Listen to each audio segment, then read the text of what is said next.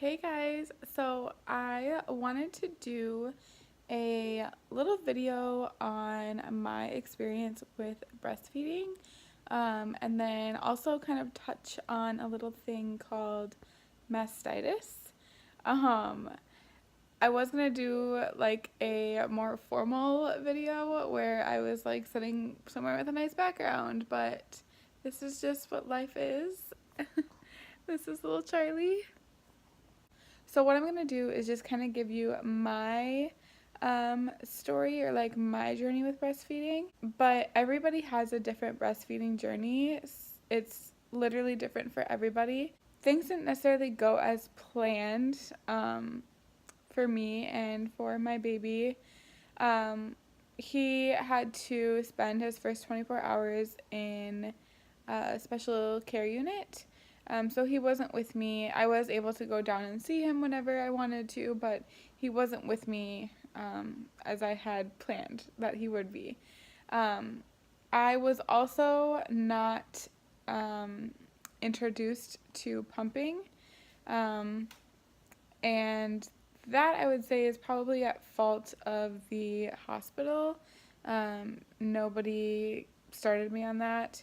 Um, and also because he had to go to the special care unit, he was given a pacifier and he was given a bottle, um, which was not something that I ever wanted to happen. Um, I feel like a lot of people going into their first baby want to do everything perfect and everything, right, which this way is not that.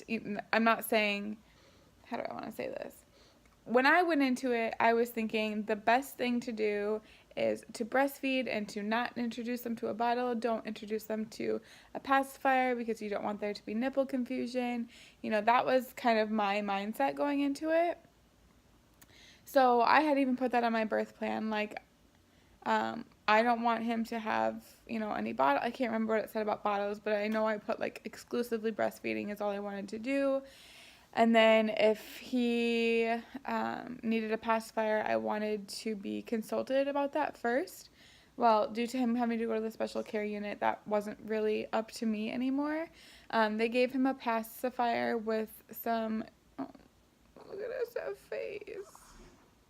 They gave him a pacifier with sugar water when they were giving him his IV, which I am very thankful for. I think he's pooping.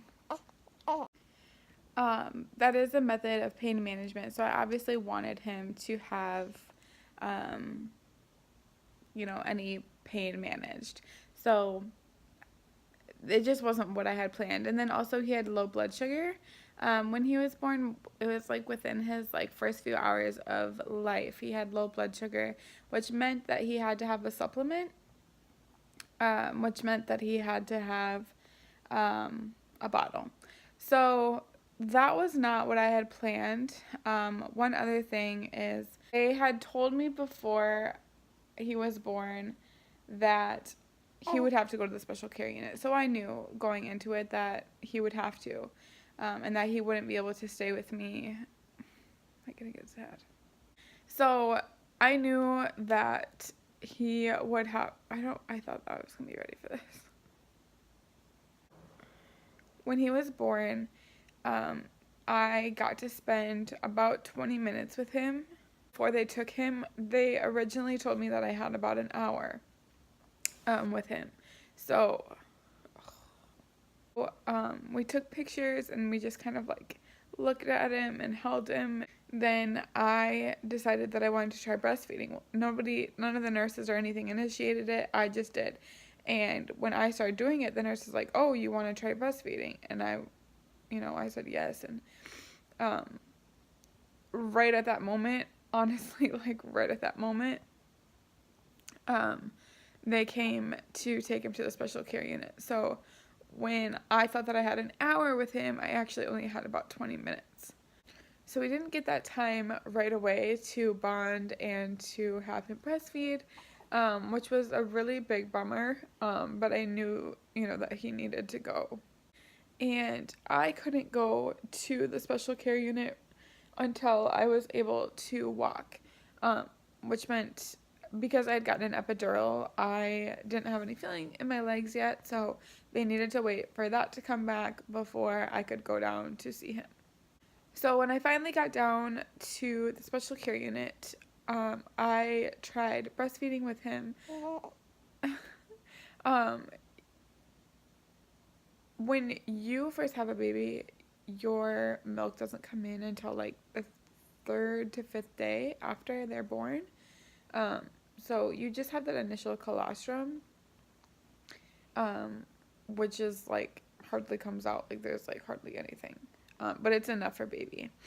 Um, However, he had a harder time with it because he had had a bottle already. Um, so he knew that there was a way other than with breastfeeding to get what he wanted, and to get it pretty fast and pretty easy. Where with me, it wasn't like that. It was hard, and there wasn't that much. Um, so that was really hard for us too. So because he had to be in the special care unit, that meant that he wasn't in our room overnight, which meant also throughout the day and throughout the night, um, which meant that we had to go to the special care unit, to feed him. So the communication wasn't very great at the hospital, which was kind of frustrating. Um, we would go down there, say at 3 a.m., because at the special care unit, they fed the babies every 3 hours. So every 3 hours, we would walk down to the special care. And there were a couple times where we would get down there and they would be feeding him with a bottle. And then they would say, "Oh, sorry, we didn't know you were coming down," which just was really frustrating. It just felt like they were just trying to get things checked off their list, and not really thinking about. So that was hard. And then, we had issues with latching, and it was just really hard, for both of us. It was really like draining. Um, Really draining, like mentally, physically, emotionally, everything. My husband was so much help. He helped me with everything. I mean, I was having such issues that we were trying with a nipple shield. S&S, which is like this contraption where it's like this little tube that goes from the bottle, and then it's just like a little tube and you can like stick it in the nipple shield, and then they suck and then they get the milk from the bottle, but they think that they're breastfeeding kind of a thing, although there is a nipple shield on there. So it like we tried all these different things to get him to want to breastfeed and understand, and it just like wasn't really working, and I didn't feel very confident, and it was hard to have like any visitors because he needed to eat every 3 hours, and I knew that it was such an ordeal every time to feed him. It wasn't easy. It was really hard. And so feeding would take like an hour. Well, then you have to, or longer. Like, I mean, sometimes my feedings would take like an hour and a half. And they're not supposed to take that long. It was just because we were having a hard time. So, if you're feeding every 3 hours and every feeding takes an hour and a half, you don't start the next 3 hours when they're done. You start it when they started. So, like, if I were to feed him at 3 a.m. and then I would have to feed him again at 6 a.m., where my 3 a.m. feeding didn't even get over till 4:30. So I'd be up till 4:30, come walk back to my room and try to fall asleep, and then I have to get back up at 6. It was just like so hard. And there's all these people that are coming to the hospital to visit, which was so great. We wanted visitors and everything, but it just like made it so hard to even get any sleep or just like process anything. The more that we tried to breastfeed, the more confident I felt, and I feel like that's a big lie. I just would say that because I wanted it to be that way, and I was sick of people helping, which sounds weird. but I just wanted to be able to do it on my own, and I just didn't want help anymore. But when we went home, about 2 days later, we had a home care nurse come for a visit, and she just kind of went over all sorts of different things, and then we went over breastfeeding, and she gave us a lot of tips on that as well. So, to me, it felt like breastfeeding was getting better, truly, now that I was home and was doing things on my own. I mean, we still struggled. The first night was terrible. I don't think we got any sleep. We tried all these different contraptions for his breastfeeding, and like nothing was working, and we ended up giving him formula. I didn't talk about this either at the hospital. So because we had to use those contraptions and because he wasn't really feeding with me, we had to give him donor milk, which I remember when I was making my birth plan, because in one of our classes they said, you know, even if you do want to only breastfeed, you need to think about what you're going to do if you can't. And I remember like making that and being like, this makes me sad to even think that I might not be breastfeeding, you know, like I don't even want to put donor milk or formula on there because I don't want either of those. But I did, and I put donor milk on there. I don't know, it was just what I had decided. And sure enough, you know, I had to use donor milk. So then going home, they said, what do you want, donor milk or formula? Because basically it was just like, breastfeeding isn't working. And it wasn't like that. Like they did not say that. Like they just said, would you want formula or donor milk? Which I obviously did because I didn't know if I'd be able to feed him at home by myself. So we chose formula just because of price. So that is what he had at our house the first day. And that, again, is something I never thought that I would ever give my kid, which I don't know why. I don't know why there's such a bad stigma against formula. I know breast milk has like probably more benefits than formula, but formula still feeds your baby and it's still good for your baby. Like, it's okay if you give your baby formula. But that was just something that I had never wanted to do. I didn't care if anybody else did it, but I didn't want to do it. But I did it, and you know, I just kind of learned that a fed baby is what's best. So anyways, it was just really hard though to give him that because it wasn't what I had planned. So everything was good for baby. Everything, you know, everything was working out good for him. It just wasn't what I had planned. So it was just hard for me. So fast forward to day 11. I've been breastfeeding. It was really painful. But I felt like he was eating, you know, he would spit up. He would have to burp. Which I thought were good signs, you know, that I felt like he was not really the burping, but the spitting up, you know, because I'm like, he's getting something, although he's spitting it up. He got something from me, you know, and when my milk came in, I should say that too, my milk came in, I think on day 5. And, or maybe it was 3, man, I can't remember. But I had engorgement really bad. They filled up very fast. And hurt really bad. They were red, they were sore, they were tender. All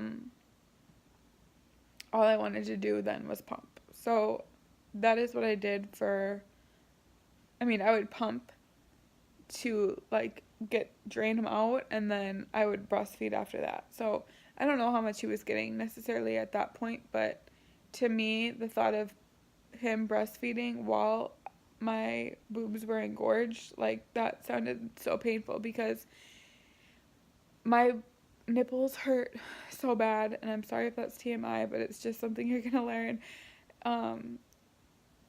They hurt so bad. I had like blood blisters, like regular blisters. They hurt, and I had been putting nipple cream on every time I breastfed or every time I pumped, and I thought that it was working, but it still hurt. Breastfeeding shouldn't hurt, and I knew that it shouldn't hurt.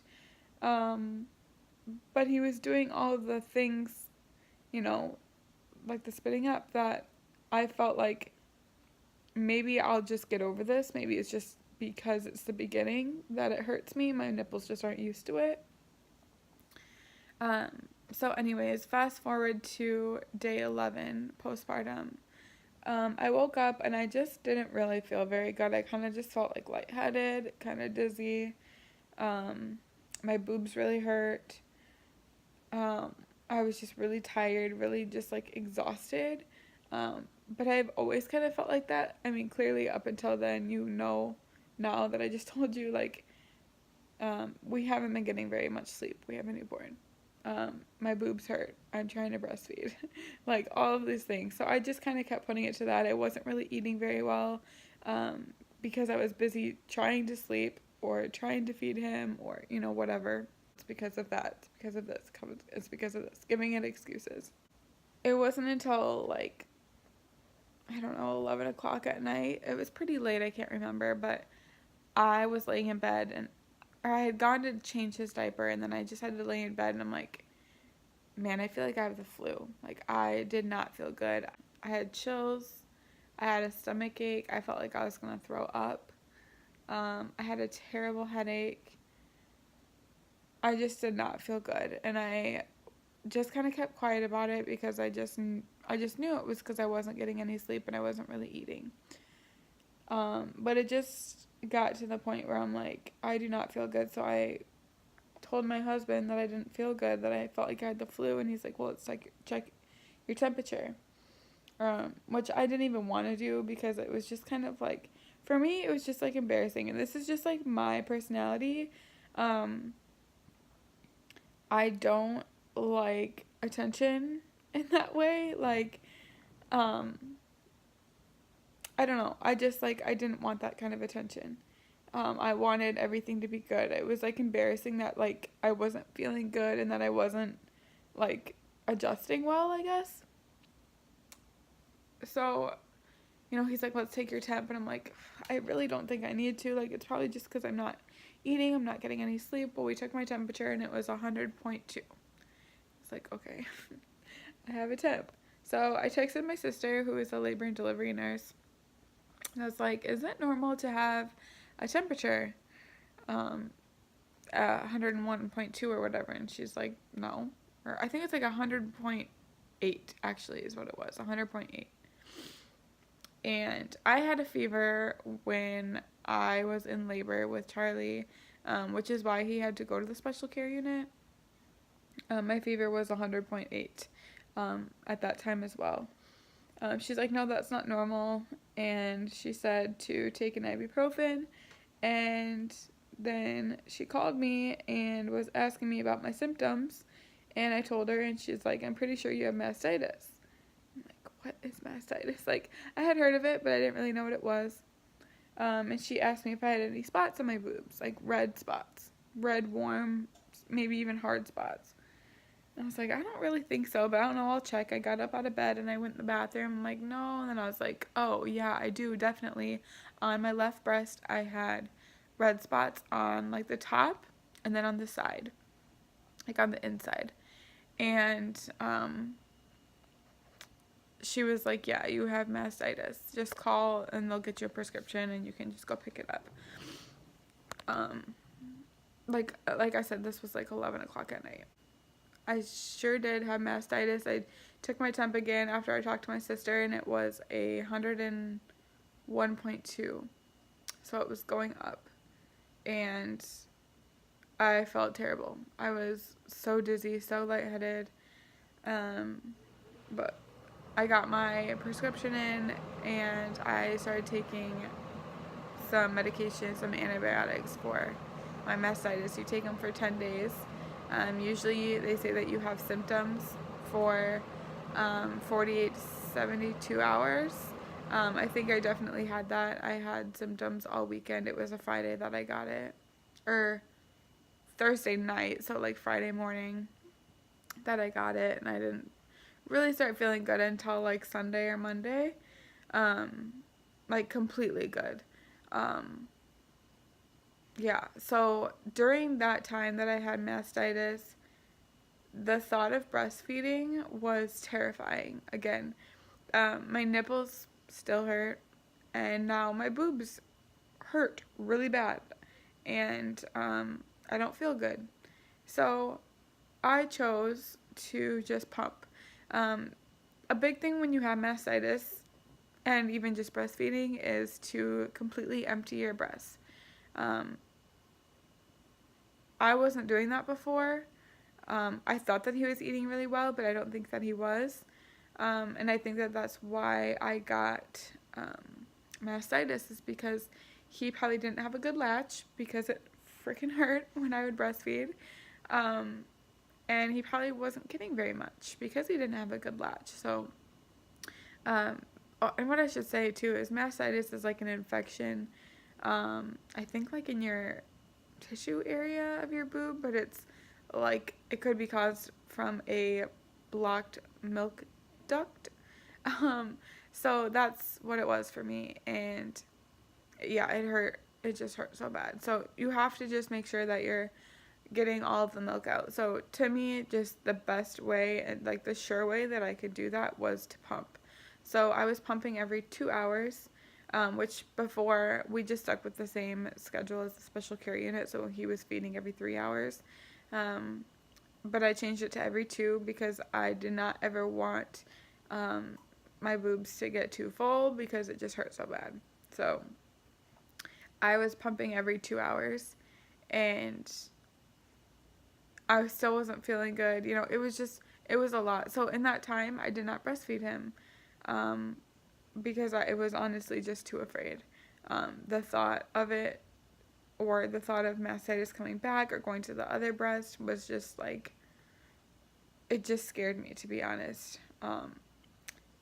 Other things you can do if you do have mastitis is to feed on whichever breast has mastitis, feed on that side first, and make sure that you empty it. But for me, I just wanted to pump.